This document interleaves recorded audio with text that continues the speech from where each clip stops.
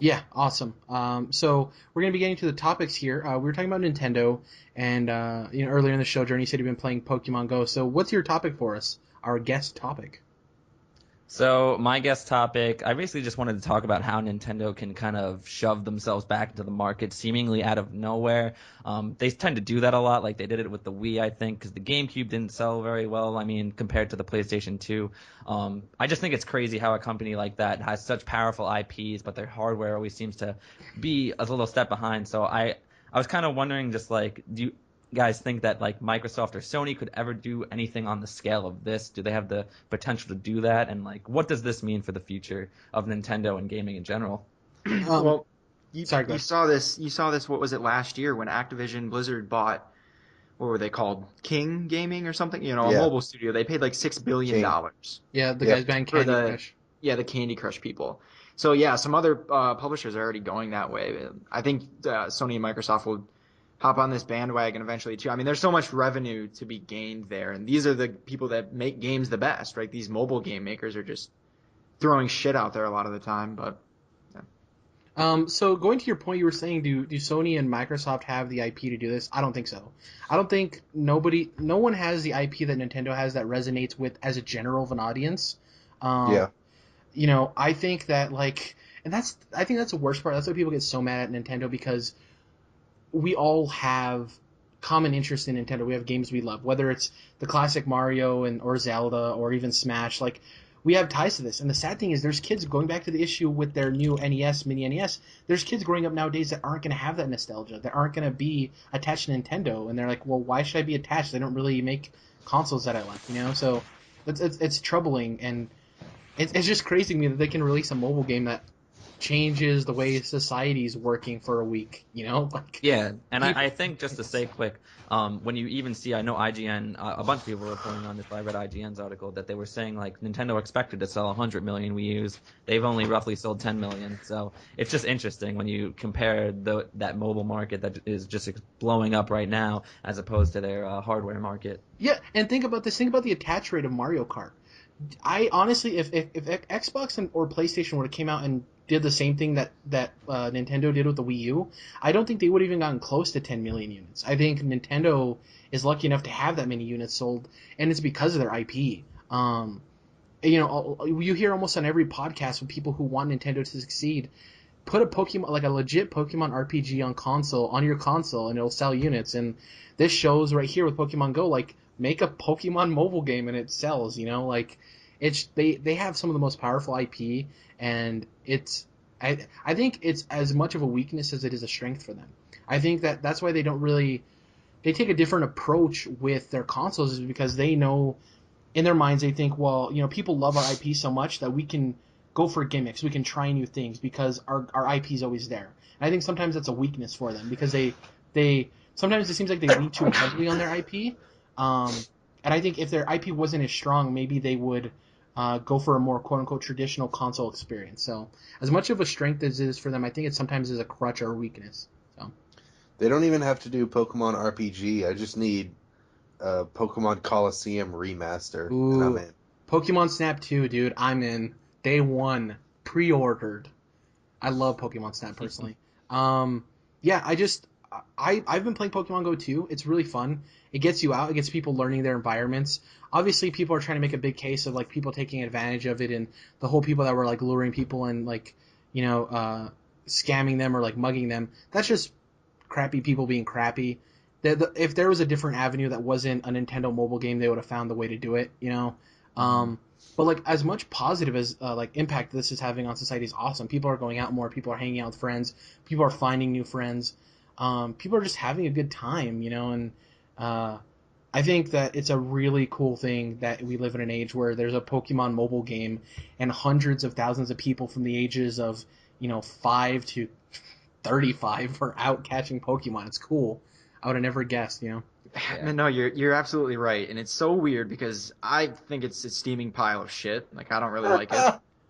I mean, as a game, there's not. If you like Pokemon or whatever, it's gonna be great. But it's so bizarre how much this is taking over everything. Like all my Yeah. friends, parents and uncles and people who like would never go near a video game are just obsessing over this. Yeah. Then I get to work this morning, and over the office wall to me is like a bay of like 6 or 7 women in their 40s, and that's all they were talking about is Pokemon Go. I was like, Wow. what on earth is Yeah. going on? Like, It's cool though. Like whether you like the game or not, I think the social aspects of it are amazing. Like it's just so cool, man. And the funny thing is they're saying how powerful this is, and I don't think anything. I think this is like a bottle moment. Like I don't think anything else will be able to capture this to the same like zeitgeist. But like I think Nintendo sees like, oh, there's a lot of money in mobile. Like their stocks went up like crazy. So there's probably some kind of Mario thing in development, and a lot of people don't know Pokemon Go is made off of the back end of Ingress, their AR game. I downloaded it just to check it out. It's essentially the same thing, except it's not Pokemon. It's a lot more complicated. Pokemon Go is essentially Ingress watered down with a Pokemon skin on it. And you can see where it gets obviously all of its tools and stuff from, but it was smart to put that and that together and make a Pokemon Go. I think Ingress had a lot of potential, and they knew that having a creative or like a new IP won't get people interested as much, but putting a Pokemon label on it, so I really have not much more to say. I really think that Nintendo's IP is super strong, but sometimes they lean a little bit too much on it. Do you guys have anything left to say about Jordan's topic? I just think it's interesting that I don't even know what Ingress is, but the fact that it was built off of the backbone of that game is interesting. Yeah, it's essentially the same thing. You've seen screenshots of Pokemon Go, right? So like Yeah. So you have your character, and then you see a GPS of like your house and like your neighborhood and everything, right? Mhm. Ingress is essentially the same thing, but it's like a spy game or something. I didn't really get too much in. I downloaded and clicked around and saw some stuff, and it uses the same like hotspots where you get like items and stuff that are Pokestops. Like it's essentially the same thing, just a little bit more watered down with the Pokemon skin. And it's amazing to check out because like that's why I was interested, because everyone's like, you can actually use Ingress to find like places around you. In Pokemon Go. So Ingress has everything laid out that you can see already. Pokemon Go is more walking to find stuff, like discover stuff. On Ingress, it's already all laid out on your map.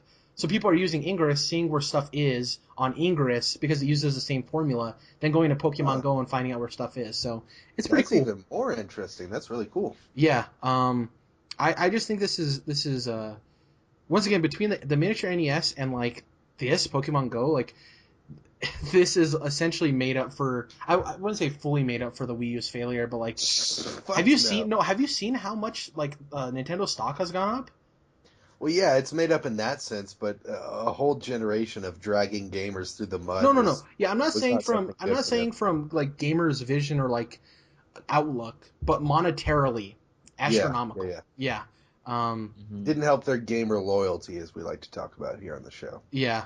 Actually, I think it's interesting. Actually, I was just thinking about this. I remember when Sony tried to really punch like the mobile market in the face when they released that phone that had like kind of the PSP layout of like the PSP Pro. Yeah, I thought it was like, cool. It was never an adopter, but I think it's interesting. Even when you look at like today, Sony and Microsoft like really have no place in the mobile market when compared to like Apple and Android.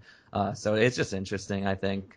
Yeah, like we talked about it a couple episodes ago. Jordan and I were saying like, if Microsoft had a handheld, I think it'd be pretty cool. I don't think they'd ever go into that realm, but like, I do appreciate mobile gaming. There's just, I like my 3DS. It's enjoyable and everything, but I would like something like powerful. Like Vita's cool and everything, but I would really want something like super powerful for a handheld, which is kind of hard. I think as technology progresses, we could see that possibly.